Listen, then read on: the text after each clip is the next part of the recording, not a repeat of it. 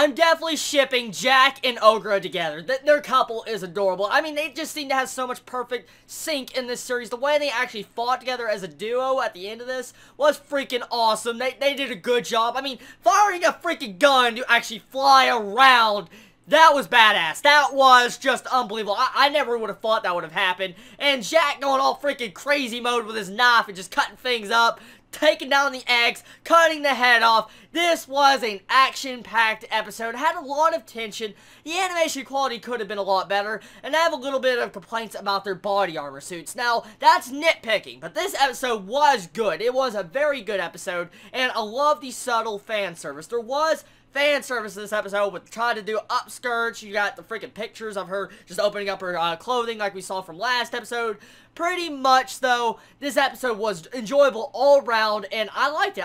There was not really one dull moment, honestly. And the best part I loved about this episode, to be completely honest with all of you, was the memory sync when we get to see Nobunagun actually talk to Ogura and basically say anything can perish. That was a badass quote. That was the quote I liked so far this year so far because of the way he said it, and Ogura just links with him, gets glowing red eyes, freaking starts dancing, and just jumps out of the freaking heli. That was crazy. Now, there's one thing I have to state now. As an anime reviewer, I'm going to have to, and as an anime watcher, and it's probably painfully obvious for a lot of you. The entire scene when you see Ogura dancing, okay, that was freaking awesome. I'm not going to joke. I just stated that. But the way the feet, this body armor suit, the arms, they don't look really good. I'm being honest here. That is nitpicking, but the way the feet just look like freaking balls like you'd see in like I forget the show. It was an old show on Cartoon Network when I was a kid. But pretty much, they look like they have no freaking fingers, no freaking toes. They just look like the freaking stubs and all that. And it looks very hilarious. I mean, it's not meant for comedy.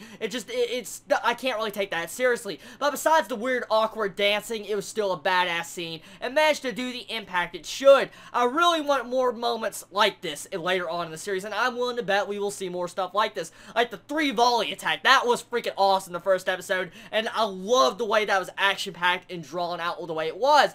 And so, this episode had the right amount of action, a right amount of character development. I mean, seeing the character development between Jack and Ogura, that was a good plus. And finding out about actual different E-Gene holders. For instance, William Tell.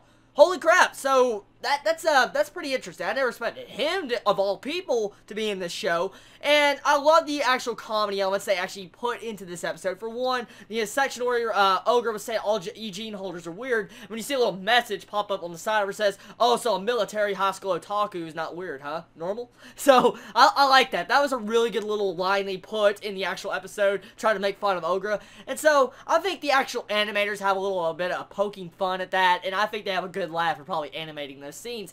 Now, the animation style of this episode is a really good animation style, besides, like I stated, the feet and the freaking, you know, the arms of the power suit. You know what I'm talking about. So, honestly, good episode. Love that opening. Love that ending. Love the music. Freaking want to ship Jack and Ogura together. What's not to love about this episode, Nobunagun? There's a lot of hate for the series. A lot of people have been talking about this series is not that good, and some people are saying this series is epic, which I could see why. This series would definitely turn off a lot of people from watching it when you have the crazy sci-fi elements with these frog-fish creatures to the fan service to, there's a lot of things you have to really wrap your mind around to actually get into this series. And so, it's a really good series. It's not the most well-developed plot I've ever seen. It's not nothing new, and I've said that a lot already in this anime, but it is something I just enjoy watching, and it's definitely keeping me interested somehow. And so, I can see why a lot of people are raging on this series and probably questioning why it's so good.